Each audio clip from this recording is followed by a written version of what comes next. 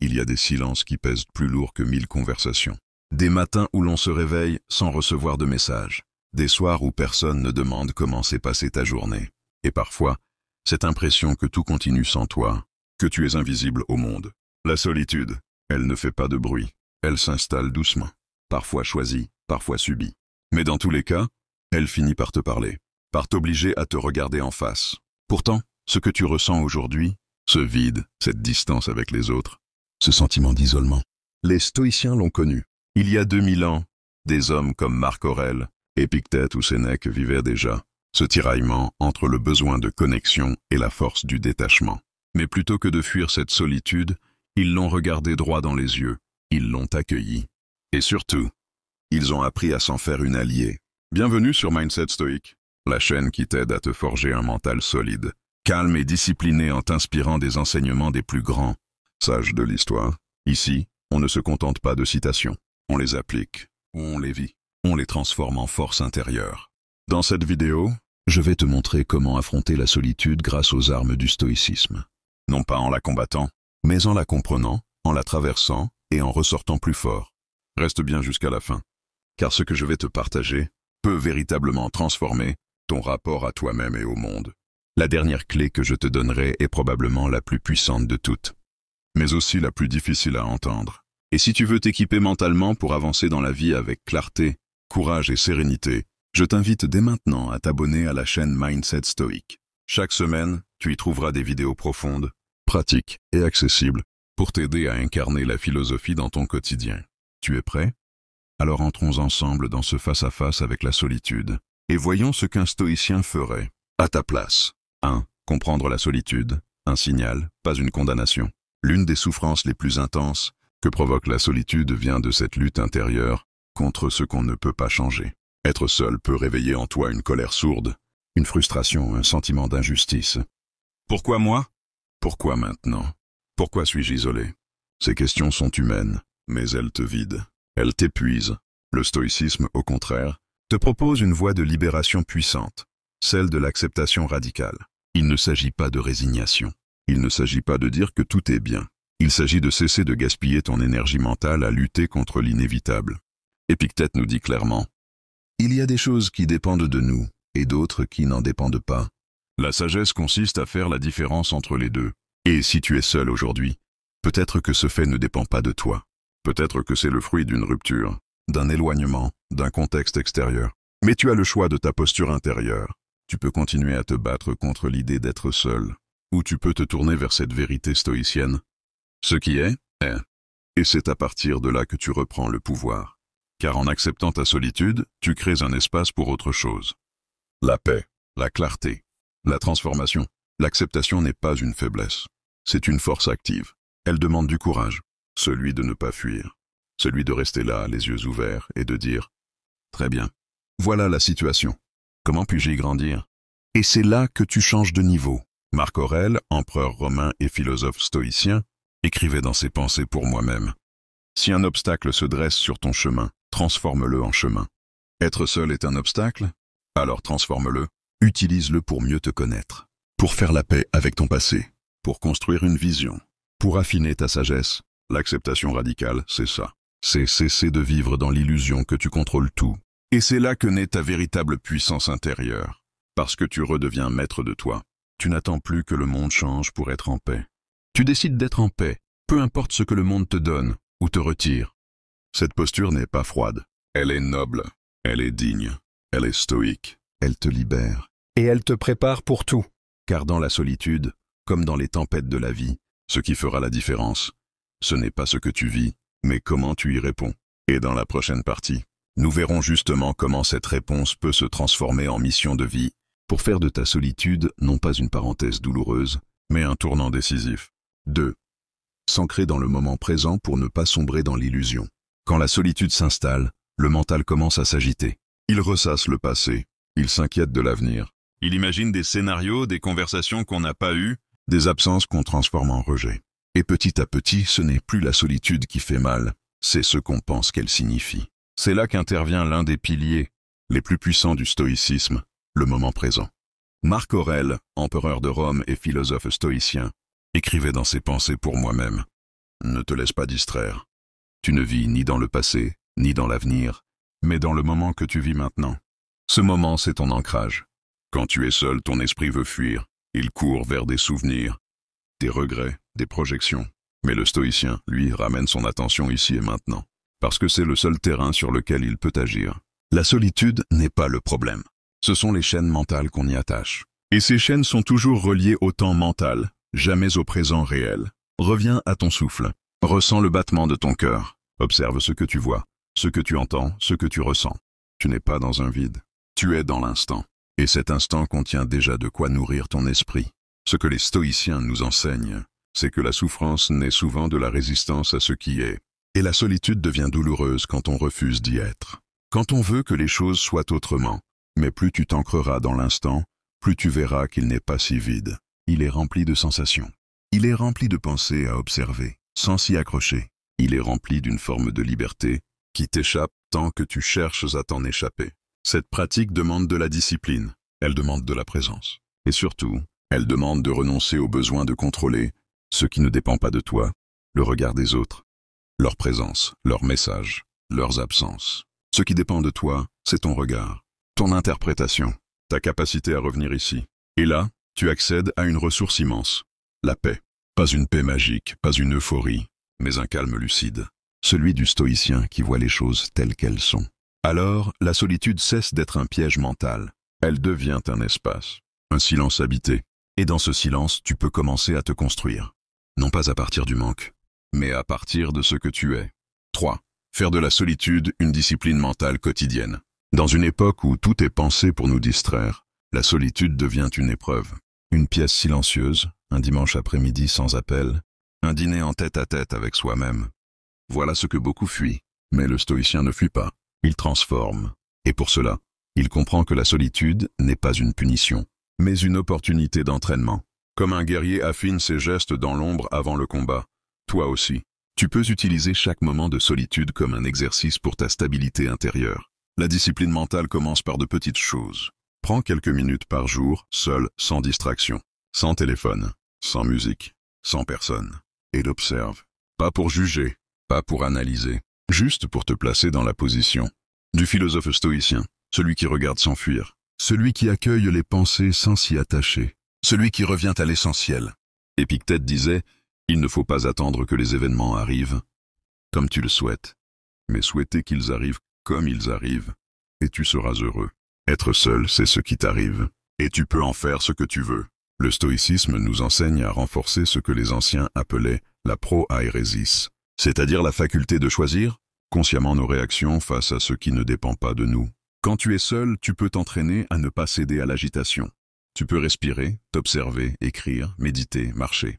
Tu peux transformer chaque instant solitaire en un rituel, un moment où tu renforces ton calme, où tu te recentres, où tu t'équilibres. L'homme qui ne supporte pas d'être seul avec lui-même est esclave. Il dépend du bruit, de la foule, de l'agitation. Mais celui qui s'habitue au silence, qui en fait une habitude, un espace familier, devient libre. Et cette discipline, ce n'est pas une contrainte. C'est une forme d'entraînement mental, comme les Grecs l'appelaient, l'askésis. Tu ne subis plus la solitude, tu la pratiques. Tu choisis de te retirer, non pas pour fuir le monde, mais pour te retrouver, pour te réparer, pour revenir plus fort. Marc Aurèle lui-même, au cœur des responsabilités impériales, écrivait chaque jour dans son journal, seul face à lui-même. Il s'accordait ce moment de recul, ce silence, pour ne pas se perdre dans le bruit du pouvoir et des conflits. Il savait que sans cette discipline, il serait happé. Et nous aussi. La solitude devient donc un dojo, un lieu d'entraînement, un sanctuaire. Et plus tu t'y entraînes volontairement, plus tu seras stable quand la vie t'y imposera. 4. Créer des rituels stoïciens pour structurer tes journées solitaires. La solitude devient toxique lorsqu'elle est chaotique. Quand les journées s'enchaînent sans structure, sans but, sans repère, le vide s'installe, et avec lui, l'ennui, l'angoisse, la fatigue mentale. Mais ce que le stoïcisme nous enseigne, c'est qu'il est possible de dompter ce vide en y introduisant de la forme. Et cette forme, ce sont les rituels. Un rituel n'est pas une contrainte, c'est une boussole intérieure. Une manière d'organiser ton énergie, de t'orienter dans le silence. Marc Aurèle commençait chaque journée en écrivant. Il s'adressait à lui-même. Il préparait son esprit à affronter l'imprévisible. C'était son ancrage. Et toi aussi, Tu peux mettre en place des rituels stoïciens simples et puissants qui transformeront ta solitude en un espace fécond. Voici quelques exemples. 1. Le rituel du matin. Se préparer à la vie. Au réveil, prends 5 à 10 minutes pour écrire ou réfléchir à cette question. Que puis-je contrôler aujourd'hui? Et que dois-je lâcher? C'est un moment de recentrage. Tu t'éloignes du brouhaha des réseaux sociaux ou des notifications et tu reviens à l'essentiel, ta sphère d'influence. Ce rituel te rappelle que tu es un acteur, pas une victime, même seul. 2. Le rituel du silence, nourrir l'esprit. Chaque jour, consacre 20 minutes à la lecture d'un texte stoïcien ou d'un ouvrage philosophique. Tu peux lire Marc Aurèle, Épictète ou Sénèque, mais lis lentement, relis, médite. Intériorise, ce moment est comme un repas pour ton esprit. Il t'élève, il te structure, il te rappelle que tu n'es jamais vraiment seul quand tu lis des sages. 3. Le rituel du soir, faire le bilan. Avant de dormir, reprends ta journée. Pas pour te juger, mais pour observer avec honnêteté. Ai-je agi selon mes valeurs aujourd'hui? Ai-je contrôlé mes émotions? Qu'ai-je appris dans ce silence? Ce rituel t'invite à grandir chaque jour, même dans l'ombre. Sénèque disait, nous souffrons plus dans l'imagination que dans la réalité. Et faire un retour sur soi permet de remettre les choses à leur juste place. Ces rituels ne sont pas des routines mécaniques. Ce sont des actes sacrés de reconquête intérieure. Ils t'aident à donner du sens à l'absence, à habiter le silence, à retrouver ta verticalité quand tout autour s'effondre. Dans la solitude, chaque geste peut devenir un acte philosophique. Te lever tôt, faire ton lit, respirer en conscience, t'asseoir en silence. Ce sont des manières de dire à la vie « Je suis encore là », présent, fort, aligné. Et plus tu ritualises ta solitude, plus tu transformes l'errance en direction, le vide en puissance, l'absence en présence. 5. Accepter profondément ce que tu ne contrôles pas. L'une des souffrances les plus intenses que provoque la solitude vient de cette lutte intérieure contre ce qu'on ne peut pas changer. Être seul peut réveiller en toi une colère sourde, une frustration, un sentiment d'injustice. Pourquoi moi? Pourquoi maintenant? Pourquoi suis-je isolé? Ces questions sont humaines, mais elles te vident, elles t'épuisent. Le stoïcisme, au contraire, te propose une voie de libération puissante, celle de l'acceptation radicale. Il ne s'agit pas de résignation. Il ne s'agit pas de dire que tout est bien. Il s'agit de cesser de gaspiller ton énergie mentale à lutter contre l'inévitable. Épictète nous dit clairement, il y a des choses qui dépendent de nous et d'autres qui n'en dépendent pas. La sagesse consiste à faire la différence entre les deux. Et si tu es seul aujourd'hui, peut-être que ce fait ne dépend pas de toi. Peut-être que c'est le fruit d'une rupture, d'un éloignement, d'un contexte extérieur. Mais tu as le choix de ta posture intérieure. Tu peux continuer à te battre contre l'idée d'être seul, ou tu peux te tourner vers cette vérité stoïcienne. Ce qui est, est. Et c'est à partir de là que tu reprends le pouvoir. Car en acceptant ta solitude, tu crées un espace pour autre chose. La paix, la clarté, la transformation. L'acceptation n'est pas une faiblesse, c'est une force active. Elle demande du courage, celui de ne pas fuir, celui de rester là, les yeux ouverts, et de dire « Très bien, voilà la situation. Comment puis-je y grandir ?» Et c'est là que tu changes de niveau. Marc Aurèle, empereur romain et philosophe stoïcien, écrivait dans ses pensées pour moi-même. Si un obstacle se dresse sur ton chemin, transforme-le en chemin. Être seul est un obstacle? Alors transforme-le. Utilise-le pour mieux te connaître, pour faire la paix avec ton passé, pour construire une vision, pour affiner ta sagesse. L'acceptation radicale, c'est ça. C'est cesser de vivre dans l'illusion que tu contrôles tout. Et c'est là que naît ta véritable puissance intérieure, parce que tu redeviens maître de toi. Tu n'attends plus que le monde change pour être en paix. Tu décides d'être en paix, peu importe ce que le monde te donne ou te retire. Cette posture n'est pas froide. Elle est noble, elle est digne, elle est stoïque. Elle te libère et elle te prépare pour tout. Car dans la solitude, comme dans les tempêtes de la vie, ce qui fera la différence, ce n'est pas ce que tu vis, mais comment tu y réponds. 6. Transformer la solitude en mission personnelle. Tu as accepté la solitude. Tu as cessé de lutter contre elle. Tu as commencé à te réapproprier ton temps, ton esprit, ton énergie. Mais maintenant, une dernière étape essentielle s'impose à toi. Transformer cette solitude en puissance intérieure. Le stoïcisme n'est pas une simple philosophie d'endurance. C'est une philosophie de construction. Tu n'es pas là pour attendre que les jours passent. Tu es là pour mettre cette solitude au service d'une mission. Cette mission peut être modeste ou grandiose. Elle peut être personnelle, créative, spirituelle. Ce qui compte, ce n'est pas la forme. Ce qui compte, c'est la direction que tu choisis de donner à cette période de ta vie.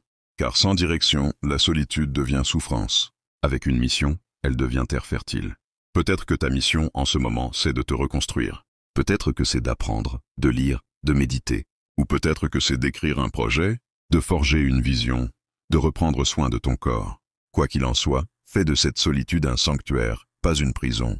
Et pour que ce sanctuaire devienne vivant, il te faut une flamme intérieure. Cette flamme, les stoïciens l'appellent la gratitude. Oui, même dans la solitude. Surtout dans la solitude. Car la gratitude n'est pas réservée aux jours faciles. Elle est une discipline mentale. Un choix de regard. Marc Aurèle, isolé au milieu de campagnes militaires et de tragédies personnelles, écrivait chaque jour dans son journal « Remercie les dieux pour ce que tu as. Et rappelle-toi combien tu pourrais tout perdre. Ce n'est pas du masochisme, c'est de la lucidité. Quand tu es seul, il est tentant de ne voir que le manque. Le manque d'amour, d'attention, de contact. Mais le stoïcien, lui, choisit de voir ce qui demeure. Tu respires. Tu es en vie. Tu as ton esprit, ton pouvoir de réflexion. Tu as ce moment ici et maintenant. Et ce moment, aussi vide soit-il en apparence, est une chance absolue de te reconnecter à l'essentiel. Pratiquer la gratitude dans la solitude, c'est reprendre le contrôle de ta narration. Ce n'est plus « je suis seul donc je suis malheureux ». C'est « je suis seul donc j'ai de l'espace pour grandir et j'en suis reconnaissant ». Ce changement de perspective transforme tout. Il te redonne de la force. Il t'aide à tenir. Et il t'ouvre à une vie intérieure beaucoup plus riche.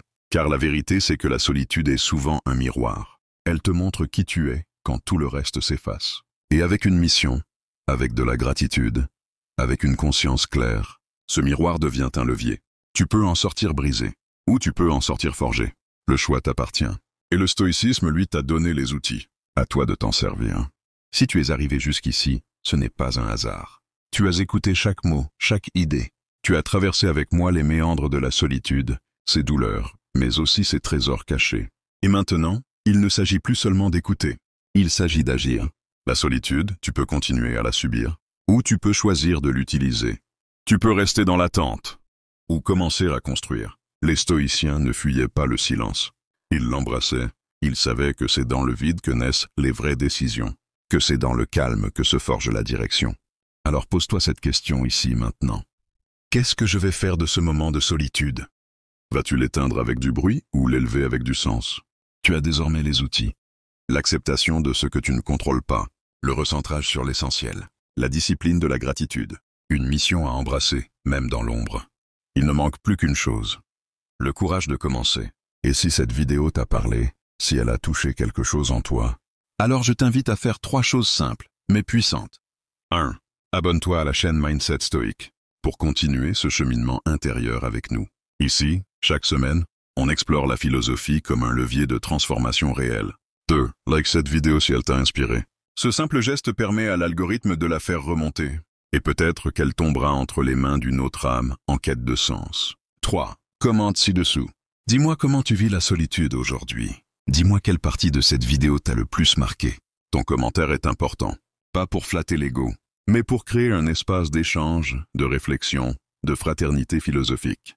Et si tu connais quelqu'un que cette vidéo pourrait t'aider, un ami, un frère, une sœur, un collègue, partage-la. Car parfois, un mot, une phrase, un rappel peut changer la trajectoire d'une vie. Merci d'avoir été là. Merci d'avoir pris ce temps pour toi. Et souviens-toi, même seul, tu n'es jamais perdu. Tant que tu as une direction, tant que tu avances avec lucidité, tu es exactement là où tu dois être. À très bientôt sur Mindset Stoïque. Reste fort, reste sage et avance.